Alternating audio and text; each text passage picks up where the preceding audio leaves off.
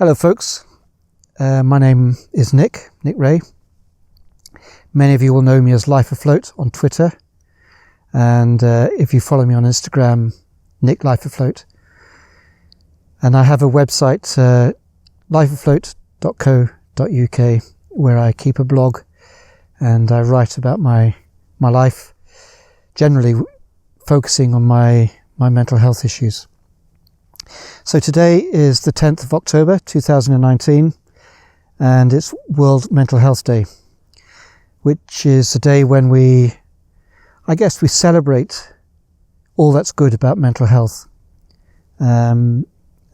Certainly celebrate the possibility of recovery from mental health, celebrate the care that we receive, those of us that struggle with mental health, the professional care that's out there for us, the love we receive from our family and our friends, and generally the love that we hold for ourselves, that through our recovery we discover and understand that as individuals we are okay, and that our illness isn't part of us, isn't us.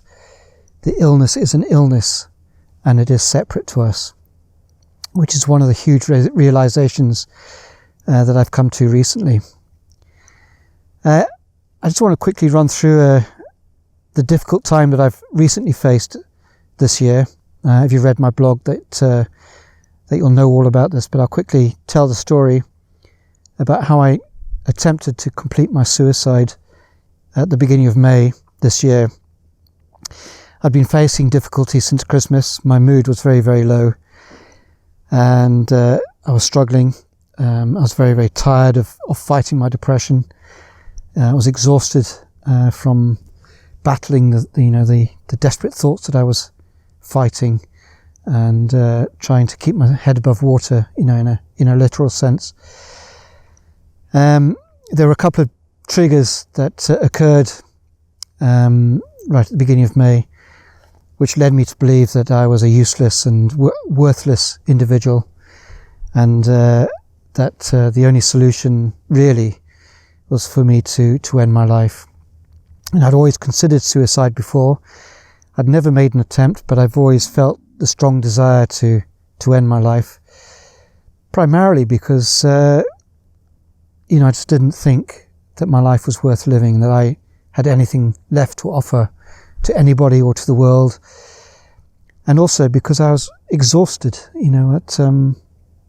The depression was just so difficult to live with, just constantly sort of battling the thoughts in my head, the conversations, not sleeping well, the rumination where I just lie there and play through aspects of my life that I feel ashamed of or believed I should be ashamed of. Funny little conversations that I had with people that they've probably forgotten about, but I seem to remember and feel disgusted by because I think I behaved badly, or that kind of thing. So because I was so low, I spoke to my wife and went to see the GP, and the GP made an appointment for me to see the community psychiatric nurse. Went to see the community psychiatric nurse, CPN, who then made an appointment for me to go through to the hospital in Loch Gilphead for a psychiatric assessment pending admission onto the psychiatric ward.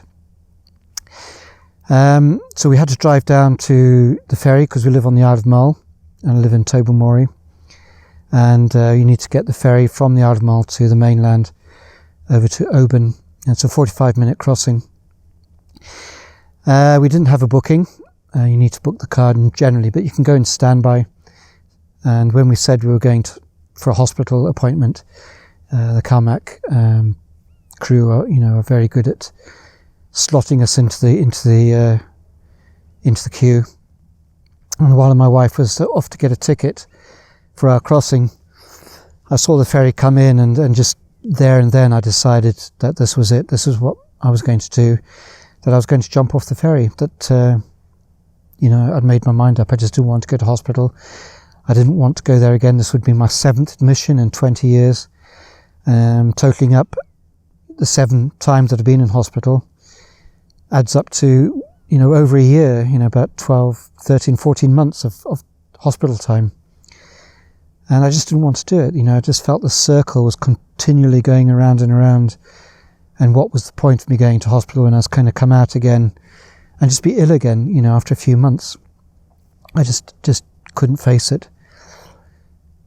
So we embarked, we went up the stairs, sat in unusual seats in the atrium where we can sit with our dog, Ziggy. And I'd made up my mind that I'd jump off the ferry at the southern end of Lismore, which is an island that we pass on the way to Oban. And the tides run strongly around there, so the sea is quite churned up. And I thought if I jumped off there, then there was little chance of me being seen, and also the tide would sweep me further away. So when we reached that point, I got up, left the chair, and I couldn't say goodbye to my wife, of course, because I didn't want her to know. So all I did was scratch her head and said I was off to the toilet, off to the loo.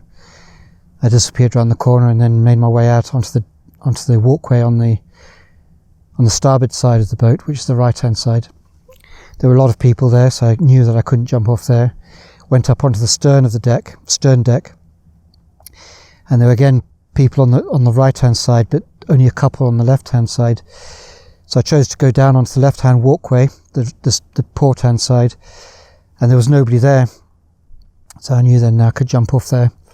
Dashed back up to the stern deck to make sure nobody was coming. Walked back down, took my shirt off, which is the one that I'm wearing, and took my phone out of my pocket, climbed over the guardrail onto a flat area, and looked down at the sea. I could see the sea creaming past, the wake, and without a second thought I jumped. I wasn't frightened, I wasn't fearful, I didn't have any second thoughts about what I was doing in terms of taking my life. This was it. And as calm as anything, I just jumped. And having been an outward bound instructor in my time, working in the outdoors, and having taught people how to jump into water, I covered up my nose and crossed my arm across my body, and as I hit the sea and I disappeared under the water, and I came up and the ship was sailing away from me, and I just immediately felt this huge wave of calmness just enveloped me, and that was it. I was there, and I knew that this was it, and I was at peace, and all the anguish that I had been experiencing, all those thoughts, were no longer in my mind. And I looked up at the sky, and the sea was washing around me, and the waves were breaking over my head, and the salt was, I could taste the salt, and I was floating on the surface, and I wasn't frightened at all, and I was ready. There was another ship following along, and that came past. That's another Caledonian MacBrain ferry called the Clansman, and they went past, and they didn't see me. So then I thought, I'd made it, and that was it. The tide began to take me away. And I think I was in the sea for about half an hour before, 20 minutes before somebody, went and made the shipper know they'd seen me jump off, I think.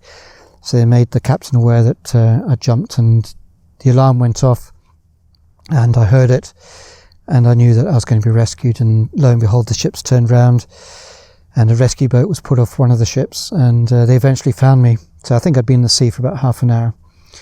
By that time I was very, very cold, and I was beginning to drift in and out of consciousness. I was lifted onto the rescue boat. I saw a helicopter turn away, and eventually I was transferred onto the lifeboat, the Oban RNLI lifeboat. I was semi-conscious at the time. I can't remember that really. Taken into Oban, and then transferred into an ambulance and whisked up to the Oban hospital and into casualty, where I was hypothermic and just shivering uncontrollably, and I was basically brought back to health. I had a couple of scans, or a scan, just to make sure I hadn't injured my back and neck, and they warmed me up, and eventually, within an hour I was back to health again. And then I was taken through to Loch Gilphead, to the hospital, Succoth ward, by the police. And that was my 7th admission into hospital.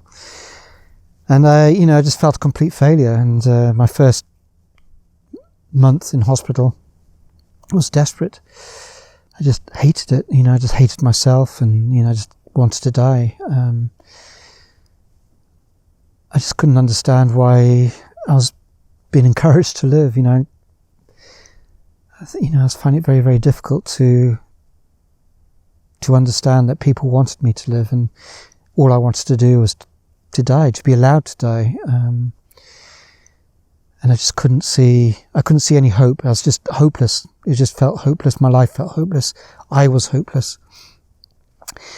And I think, it was very difficult for Karen when she came to visit me. It's totally uncommunicative. Difficult when my parents came to visit, and 2 children came up to visit. And it's just, for the first month, it was just a real struggle. But one of the things that I've always been good at when I've been into hospital 7 times is opening myself up to the treatment. I've never been one to struggle against it, or to fight against it, or to bemoan the treatment I've been receiving. I've always been very grateful of the psychiatric care that I've received, and the professional compassion that's always been shown towards me, and the human compassion as well from the nursing staff and the psychiatric personnel. I believe that they deeply care about the people that they care for from a professional point of view. I've never had a poor experience in my time, in my psychiatric time. So through talking with nurses who would come and find me, they would come and sit on my bed and chat to me, and I'd chat with them on a one-to-one basis. I'd go to group meetings, occupational therapy, where I would be encouraged to do artistic things. I'd make jewellery, through just being with other people. Obviously people on the ward who were struggling in their own way, but people that we began to get to know each other and form friendships in our own way. And then I embarked on a course of cognitive behavioural therapy. One of the nurses is a therapist, and that transformed my treatment. It was difficult to begin with because, as with all therapies, I had to start at a baseline, and the baseline was a painful place to start at, because I had to address or get to know or understand, or I think accept, the difficulties that I'd faced in my life and that I was currently facing, and the beliefs that I held about myself because of some of the beliefs that I'd carried with me from my childhood. But as we walked through those, and I walked through those with the therapist and learnt very definite techniques that helped me overcome them, and realised that my illness was an illness, that it wasn't me, that the thoughts and beliefs that I had about myself were just those. They were thoughts and beliefs. They weren't the actuality, because essentially the core of me, who I am, I'm an okay person. I'm a good person. I was born good. We're all born good. It's just that we grow up and we begin to form these beliefs about ourselves. So that was it. I went through that treatment, and it was like an illumination. It was an illumination. So towards the end of my stay, I began to realise that my recovery this time was definitely possible, and that I began to feel hope in a way that I'd never felt it before. So when I left, I had all these techniques and tools from my cognitive behavioural therapy. I was ready to leave hospital, returned home, and for the first time in many, many months, I can say probably a couple of years, I felt joy. And I can use that word joy with enthusiasm, with heartfelt meaning and happiness. I saw the colours in the world again. I could hear the music in the world again. I could hear the music in nature, and I could see the colours in the landscape around me. And I could feel again. I could feel happiness bubble up within me. And I could appreciate the landscape I was in. I could appreciate wildness, which is so important to me. I could appreciate the immersion into the landscape, into nature, into wildness.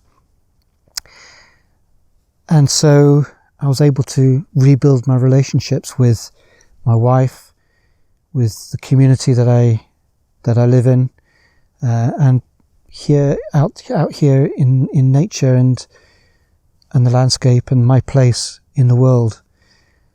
And knowing that, and through my connection with the wild landscape and my connection with people, I've realized that I have worth to offer, that I'm an okay person, and that my illness is my illness. And it's the illness that makes me believe, excuse me, that I'm not okay. Excuse me there.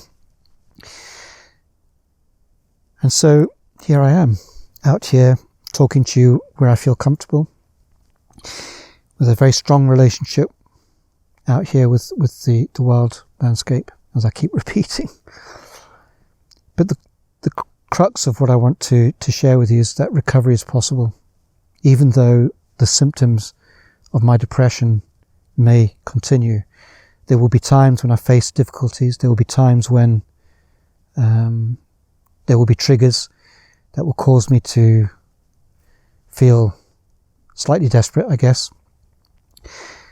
But in all those times, I will be able to realize that the depression is the depression, and that me is me. And so that's the separation. And so with the help of continuing professional care, and of course the understanding, compassion and love from my wife and my wider family and friends, I know that I have the support to continue my recovery and to continue to build on happiness, and to embrace the opportunities that have suddenly, miraculously, in many respects miraculously, have opened up in front of me. For example, I've been approached by a publisher to write a book about my life, which I'm going to do. I'm sorry, I've got a frog in my throat and I haven't got anything to drink. But this is a live recording, so you see me as you see me. And these opportunities are here, and I'm out here, and I can get involved with life again. We've moved ashore from the yacht. We lived on a boat for 7 years, as I've said, and we've moved ashore, and so that enables us to enjoy life a lot more easy than we have before. So there you are, and here I am on World Mental Health Day, and I hope that sharing my story and talking about things as I have are helpful in two ways. One, for you, if you struggle with depression or a mental health issue, and you're struggling to understand that or appreciate the recovery process and whether you'll ever get better, for me to share with you that my experience is that I have got better, and I think it's true for many other people too, and for you, that recovery is possible. And if you open yourself up to that process, if you believe that, or begin to believe that, or you seek the help and turn for help and embrace it, then it will work. It may take some time, but it will work. And if you're listening to me and you're supporting somebody who's living through a mental health issue, whatever that may be, I understand it's incredibly difficult for you, and that you'll want to mend them, and you want them to get better, and it's very, very, it's heartbreaking for you to see the person that you love struggling with great difficulty with their illness. And what I suggest and encourage you to do is to just be there with them, and try not to mend them, try not to come up with solutions for them, because in my experience, when that happened for me, I just couldn't hear those. In fact, I began to, push them away because I felt that they weren't solutions, that all I wanted was somebody to listen to me, to kind of just be there, and I knew that it was difficult for them to listen, or for my wife to listen, or for anybody else, a friend to listen to. And it was difficult for them to hear me talk about suicide, and it was frightening for them. But all I needed was to be heard, and for them to know that I was seeking support, and that if I needed support, that I would ask for it. That I think I need to see a doctor, I need to enter the mental health system, I'm feeling suicidal, I'm thinking suicidally, I'm going to act on it, I need support, I'm frightened, I don't want to do this. And that's my process. But when I got to my point, the 2 triggers that sent me over the edge, so to speak, earlier this year, the support I was receiving just wasn't enough. I'd made the decision. But thankfully, I was rescued, and here I am, a second chance, and I know that recovery is possible, and I have recovered, and I'm happy, and I'm joyful, and I'm out here, and I'm breathing fresh air, and I can see the blue sky, and I can hear the wind through the heather. I can look out, and I can see Ben Hiant over there, beautiful mountain. Got the expanse of the Sound of Mull, Ardnamurchan over there, the Isle of Mull behind the camera. And what I'm going to do once I finish this is just walk over the hill, back to colourful Tobermory, where I live, and continue to explore the Isle of Mull, a huge island. So many opportunities for me to explore. I love exploring, going to places I've not seen, looking at the map and deciding that I'll explore somewhere, finding waterfalls, particularly interested in history, and so finding old villages and Iron Age settlements and prehistoric standing stones, caves, and of course, enjoying the nature, the eagles that we have here, and the seals and the otters, and sometimes dolphins and basking sharks and whales. And of course my sea kayaking. I love sea kayaking, just love getting out onto the sea and exploring the coastline, the littoral realm, that magical place where the sea meets the land and the land meets the sea, and travelling at the pace of nature and living at the pace of nature, because nature has so much to teach me and so much that I can learn metaphorically from my experiences in the outdoors, which help me so much with my recovery. There's so many strong metaphors that I can draw from my experiences in the outdoors, which again is a very good reason for me to continue to come out and to go walking and to go camping and to have adventures, to get excited about being outdoors and to challenge myself, and sometimes feel a little bit frightened, but never put myself in harm's way, always seeking and discovering new life for myself. And that wouldn't have been possible if I'd taken my life, and I accept that and I understand that now. So I appreciate all the help and care that I've received, and this is my celebration for World Mental Health Day 2019. And I want to say thank you to you for watching this in the first place. And if you've followed me on Twitter and all the support that you've given me on Twitter, we may never have met, and we may have met, and we may be friends in real life, but we are also friends in the social media realm. And maybe we will meet one day. And of course, there are chances that we'll never meet, but I know that you're there, and I know that you support me, and I know that you wish me well and you wish me good health.